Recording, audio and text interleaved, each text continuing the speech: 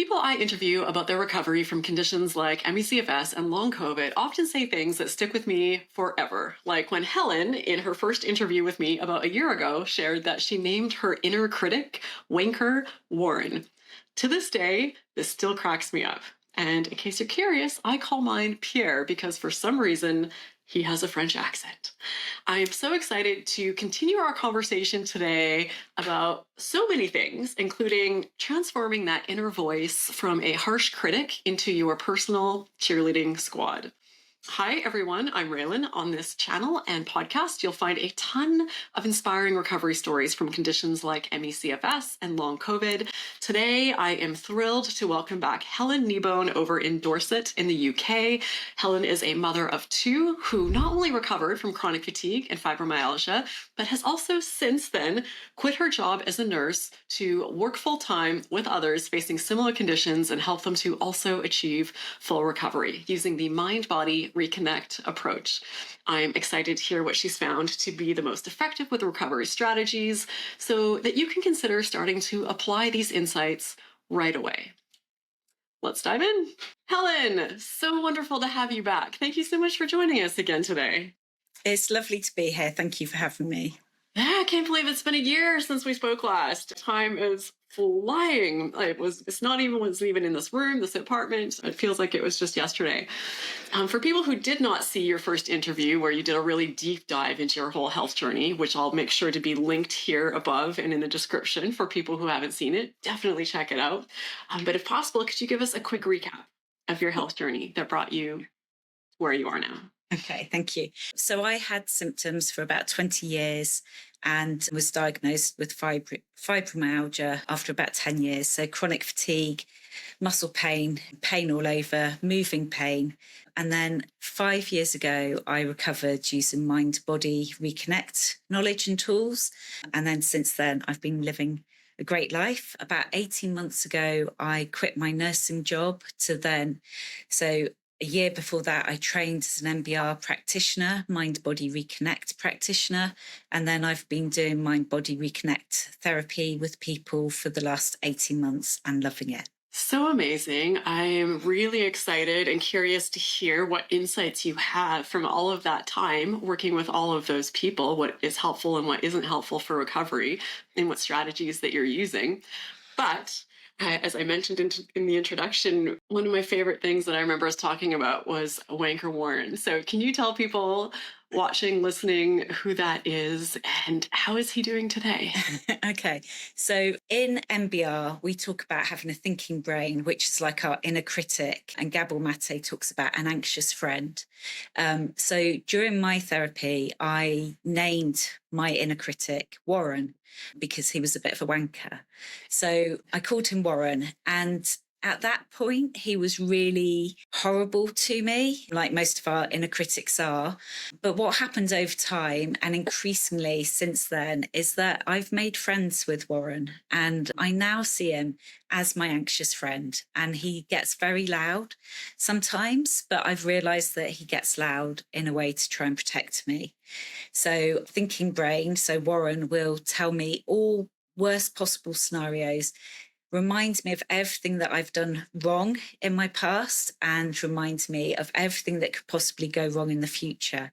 So he does get very anxious. So although he doesn't now because he feels safer, so I feel safer, I'm happier, I'm more connected to my emotional brain, which in MBR we call our sort of heart and our gut, that intuition, that instinct, that feeling. Claire Caldwell, the founder of MBR, she talks about emotional brain being like a wise grandparent. And for me, I've sensed it like an internal fairy godmother. So I've since named my emotional brain Wanda. So I connect with Wanda, and I named her Wanda because I picture her with a wand. So Wanda is like my internal fairy godmother who just believes in me fully and just wants the very best for me. So it's like your biggest cheerleader, really. So she balances out the worry and the fear of Warren, I guess. So, yeah. I love this. I'm very happy to hear that Wanda isn't a wanker as well, even though Warren has redeemed himself. He And has. I think we can maybe stop calling him that. Sorry, Warren, but I Yeah. like the idea of the two. I have one, I probably told you last time, and I think of it, so mine is Pierre. But I think of him more as the threat assessment guy. Like I think of a primitive part of my brain that's always on Yeah. high alert. And I named him Pierre because when he speaks, he has a French accent. I don't know why, but he does. And he's dressed like a caveman. He's got like a loin and a club, and he stomps his feet, and he freaks out, and he thinks that we're always in danger. So I'm always trying to calm him down and give him a Yeah. hug, Yeah. get him to chill out and just breathe. But I'm gonna have to bring in a Wanda. I don't know the name yet. I think that's a really powerful thing. Yeah. It can sound, I'm making light of it a bit, but it's a really powerful way to regulate your emotions, your nervous system. Yeah. Yeah. And I should add that naming your thinking brain and naming your emotional brain is not part of MBR, but I found it really helpful for myself. And I think we become so disconnected from our emotional brain. So our emotional brain is that intuitive feeling, and some of those feelings and sensations we'll have wanted to protect ourselves at some point in our past. We'll have numbed ourselves from it. We'll have protected ourselves from it. So we become disconnected from our emotional brain, either because it doesn't feel safe to feel that pain. We're too busy. We're like, just on to the next thing, can't hold on to those thoughts, feelings, because I've just got to move on, disregarding it. Or we just haven't been taught that those sensations and feelings are like our body trying to send us a message, that's something we need to pay attention to. So often people have become really disconnected from their emotional brain, from their internal fairy godmother, from that bit that is their cheerleader. So naming it or giving it a color or a presence or something can just help you connect with it, sort of start seeing the other side of it from this thinking brain that is there trying to protect us, but doing it, like you say, in a very loud, in your face, scary, frightening, bombastic kind of way.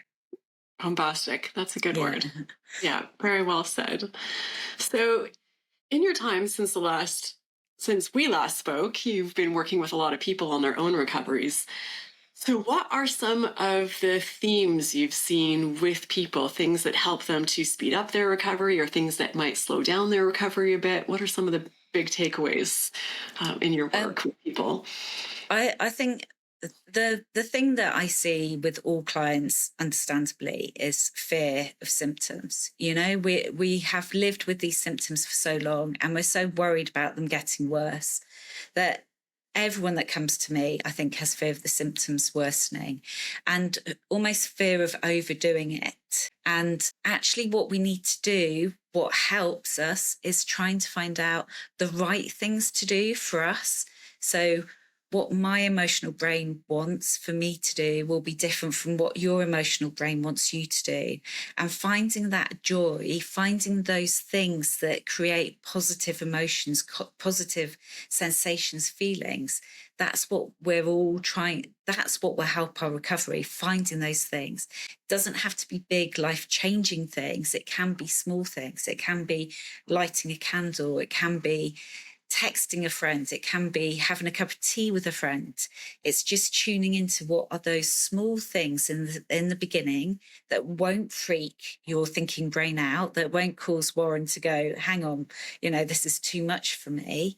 Finding those small things, starting small with things that will give us energy as opposed to things that deplete our energy. Because I feel often in our recoveries, we've been told to pace.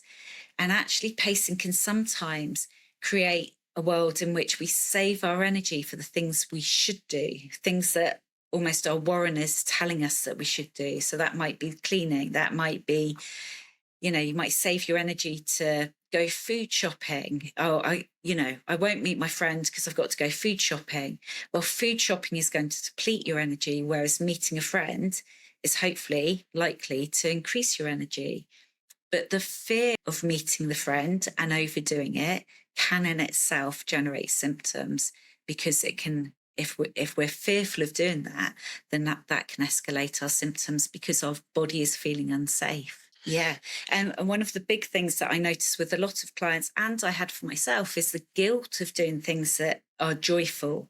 If we're off sick, or if we haven't had energy to do, we haven't felt we've had energy to do something, and then we're meeting a friend, or then we're, oh, I haven't got energy to go food shopping, but I have got energy to have a laugh with a friend, then it doesn't make sense to us. And we feel guilt, which often comes from our thinking brain, but we feel guilt around that, and I've worked with a lot of people who trying to find those things that meet their needs and offer them fulfillment now is really hard because of the guilt associated with their symptoms. So it's being curious about that and starting small and noticing what does give you energy and what doesn't, and just being honest with yourself about it. Because sometimes meeting the friend might not give you energy. You might think it's going to give you energy, but actually they start talking about your symptoms, or, or they're not listening to you. And then it can deplete your energy. And then you can feel bad because you're feeling bad about meeting your friends. And then the guilt kicks in. I think once people understand these aspects, there's less guilt, there's less fear, and then they're able to go forward and find more fulfillment in their lives, which then creates more energy and also reduces their emotional brain having to send messages of us sort of being on the wrong path, or messages that we're not meeting our needs, or that we're being hurt in some way. I wish I'd had this information back when I was working on my recovery, how helpful that would have been. I remember when I was starting to recover a little bit, but still really struggling, that I could have a few hours a day where I was fine, maybe even 5-6 hours, hanging out with a friend or hanging out at home, just doing light things that I enjoy. And I was getting a lot of pressure to go back to work because I was on a long-term disability leave, and they make you keep jumping through hoops to prove that you're still sick. And so I tried going back for just 4 hours a day, a couple days a week, and it leveled me. And it was confusing for me. And I felt like it added to this feeling, whether people thought it or not, like I must be faking it. Like, how can you go shopping? But you can't go to work. But it was completely different for me. Work was it was a stressful job as a social worker, not an easy job. And I just, it's understanding this now. Well, understanding this then would have been a game changer. So I love that you're here talking about this.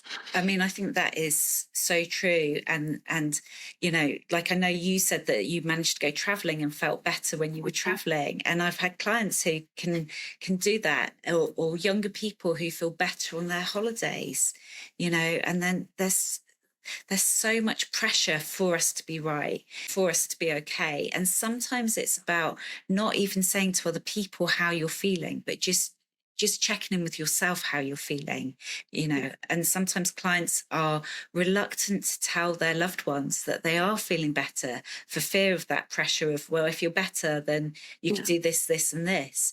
And I've also had clients who've recovered, and then when they've told their friends or loved ones, well, maybe you didn't have it, maybe you weren't properly well, and that's really, what we go through is so painful.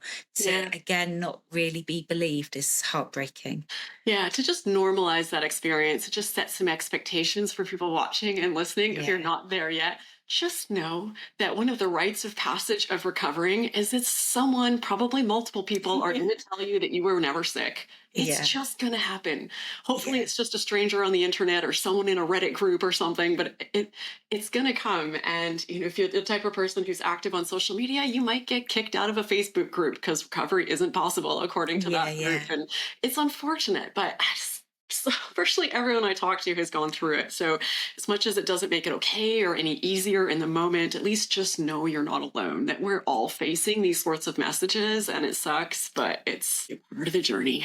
I feel like the best way to sort of provide the evidence is to just live the best life that we can.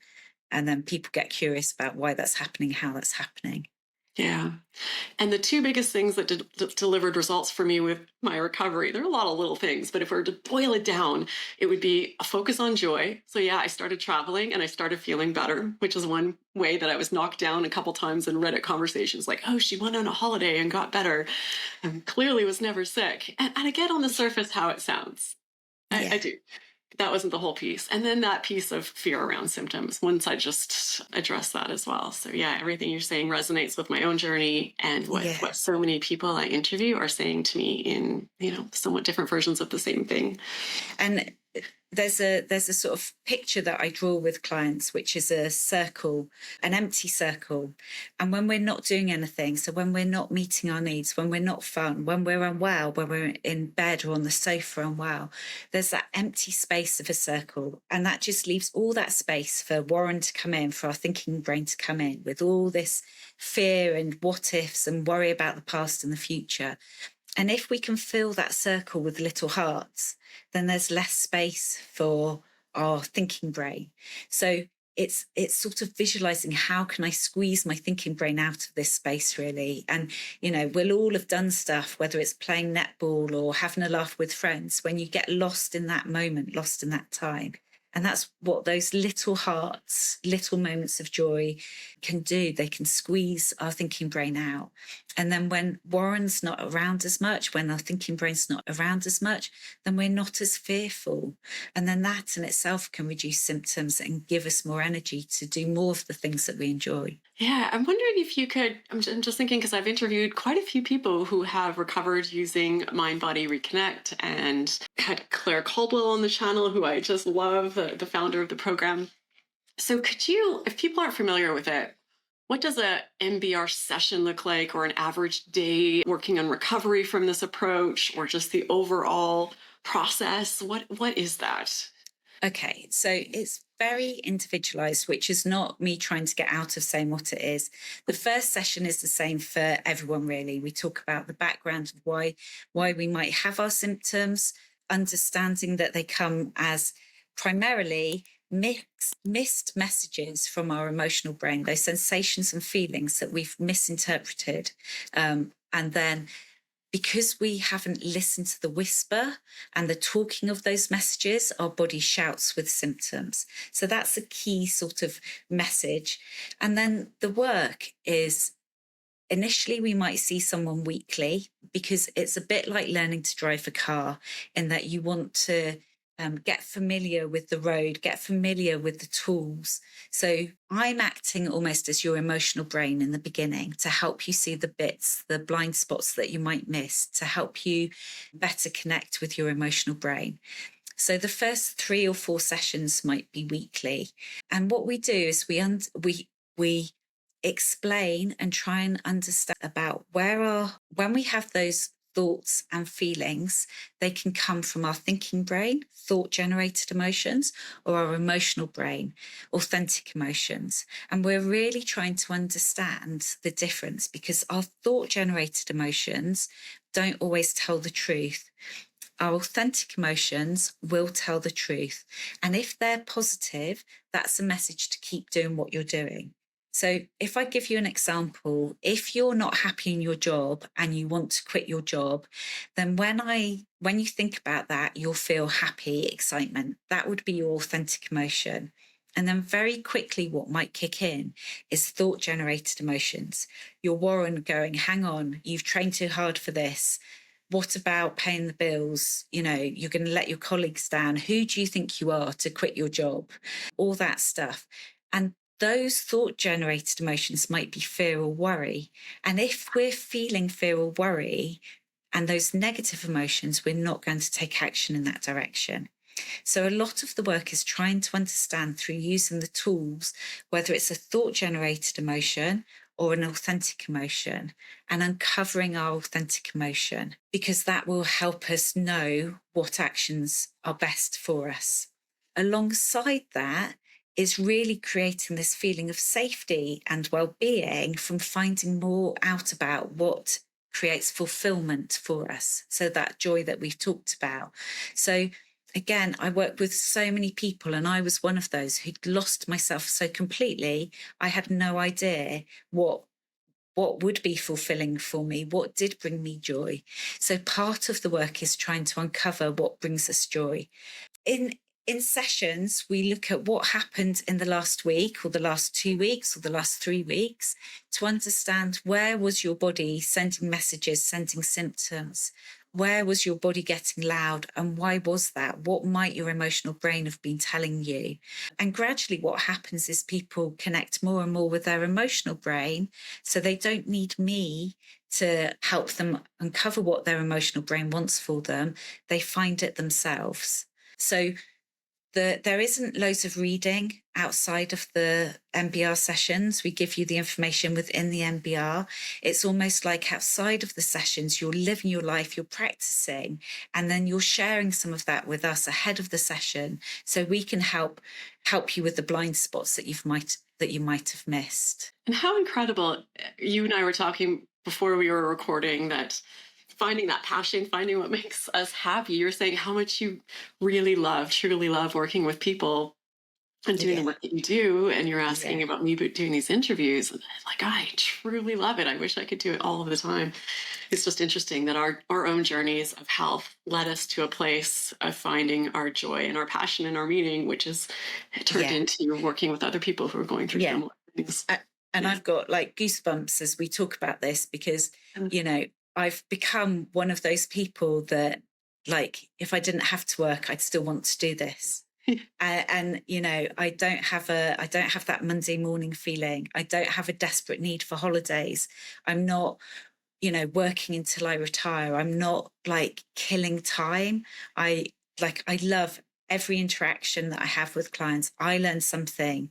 You know, I say this with clients, but it feels like we're peeling back layers of an onion, because we start off with the top layer, and then through finding out what's going on for us, we discover the next layer and the next layer. And it's just, you know, I'm still learning stuff about myself. I'm still learning what my thinking brain gets fearful of, still uncovering that, still what my emotional brain from me wants and changes all the time. And yeah, I love that this knowledge that was passed on to me and transformed my life, I'm able to help others, guide others, and it transforms their lives. And it's so rewarding. Yeah. And also for many of the people that I talk to, it doesn't mean you have to change careers or make any sort of dramatic change in your life. For many people on the surface, nothing really looks to have changed at all. It's just about the way they approach their life and the way they talk to themselves and the way they take care of themselves. And, you know,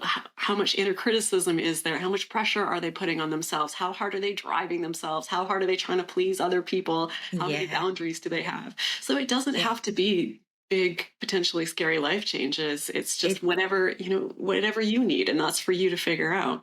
It is, and it changes. You know, I talk about it being like a path, like our sort of golden path, and either side of the path is like brambles, thorns, and those thorns have caused us pain. We've gone off our path into the thorns, and it caused us pain. And it's almost like we've put an emotional overcoat on ourselves to cope with that. We've almost numbed ourselves so we don't feel it. And we're taking off that overcoat and discovering what is on our path. And that will change day to day, hour to hour, you know, month to month, year to year, and mine will be different from yours. And it doesn't have to be big changes, but we do need to be honest with ourselves about how we feel, because our body will be telling us, you know, our body will be telling us I'm bored or I'm angry or I'm sad. And we can suppress that and deny that all we want, but our body is sending us that message. So it's really important to be honest with ourselves about how we feel. I'm wondering what you have seen for yourself and or with the people you work with, because this can be a really challenging and for many people very long journey. And we're probably watching these videos and people feel in a good headspace, but then they have those days or weeks when their symptoms are flaring and maybe alone, and just it can get really tough and people can start to lose hope. So what has been the most effective in your experience, in your practice, for helping people through those dips of when it does get to feel like it's too much? I think one is to realize, like, you know, I say this to people, I can't predict how many sessions it will take for someone to recover or get to where they want to be. the only thing I can predict is it's going to go like that. It's never a straight line. And in life, we have ups and downs. And life still happens to me and I have dips, but I don't have the fear of symptoms. So I think it's recognizing where fear comes in. And I'm sure you've heard of Byron Katie. And have you heard of Byron Katie and her 4 questions? I don't think so. Okay, so just to sum, Byron Katie talks about 4 questions, and I use them in a slightly different way to how she uses them. But one of the questions is, it's sort of, where would I be without that thought? So, for example, coming onto this, Warren gets loud, fear, what if I mess up? When I believe that thought, how do I feel? Panicked, worried, nervous. Oh my God, this is so scary, overwhelmed with emotions. Do I know that's true? Do I know that it's going to be, I'm going to mess up? Do I know that's true? No. If I don't believe that I'm going to mess up, how do I feel about going on this? Excited, happy, pleased, all those positive emotions. So when we're having those dips, it's often because we fear that this is what it's going to be like forever. I'm not going to get better. I've got worse. It's happening again. I'm never going to get better. I'm never going to have a job. All those things. So if we don't know that's true, because no one can predict the future. So if I didn't believe that was true, how would I feel? Well, maybe I'd rest today. Maybe I'd meet a friend later. Maybe I want to go and walk in the park. Maybe I want to have a cup of tea, whatever it is. But by questioning those thoughts and recognizing that they're not necessarily true, then we can get to our authentic emotion. We can connect better with our emotional brain and how we're truly feeling about a situation. I love that. And analyzing and deconstructing that thought about, am I never going to get better? Is it going to be like this forever? Because when I finally was able to start getting through those severe symptom flares that would come up was when I didn't panic over them. I didn't love them. It was misery, but I've been through this a zillion times. I'll get through this one. So I just need to wait it out. And then I would just distract myself with anything I could until it passed, whether binge watching a TV series or just listening, if that's all I could imagine, and just taking all pressure off of myself for self-care and the recovery stuff we do. No, I just get to just be. It doesn't matter if I'm eating leftover pizza from the fridge. It doesn't matter if I did my whatever meditation today. Just kind of wait for it to pass and have a lot of self-compassion while you wait it out. And I'd go back to that image of that circle, because Warren is loud in that circle. Your thinking brain is loud. So we want to put some hearts in it. So it doesn't have to be big, but we don't want our emotional brain to be bored as well, because if our emotional brain gets bored, it's likely to send us symptoms. So when those symptoms are coming up, it's really trying to connect with our emotional brain and understand, what is the message there? The message from my thinking brain is fear. But if I wasn't afraid this was going to carry on for the next 2 weeks, how would I feel? Maybe angry, maybe bored, maybe lonely, maybe sad. Maybe actually I'd feel quite happy in what I'm doing in this moment. So if we can remove that fear and then try and connect with those hearts of what we want to do in that moment, it can be really beneficial. Oh my goodness, Helen, every word of this has been pure gold. I could not possibly love this more. I'm sure you see it as well. The people in our community are some of the most well-informed and just thoughtful and conscientious and just beautiful people. A terrible journey we go through to get here, but coming out the other side, it's just incredible. So thank you for this today. I'm sure it's been lovely. Really appreciated it. And this is just really great. I'm so excited that you're out in the world working with people. And for people watching, of course, everything will be listed in the description. So just expand that and you'll find everything you need to know about Helen if you want to connect with her, learn more about the Mind Body Reconnect program. And I can also link on the screen here the interview I did with the founder, Claire Caldwell. She is an amazing, beautiful person as well. You're going to love her interview. Lots of great insights there as well. So thank you. Thank you for doing this. Thank you so much. Thank you for having me back. Wonderful. We're going to have you back again. I'd love to. Thank you. And a quick shout out to our channel member, Liz Orton. Hey, Liz, thanks for joining. Big hugs to you. Hope you're doing well. For those of you watching, I hope you enjoyed this video. I know it's a lot to keep up with. If you're not already signed up, you can join my email newsletter. There's a link in the video description, and then you get all of this delivered right to your inbox. All killer, no filler, so you don't miss a thing. Thank you for watching. I hope you enjoyed this video. I hope you got a ton out of it, and I hope to see you in this next one with Claire Caldwell.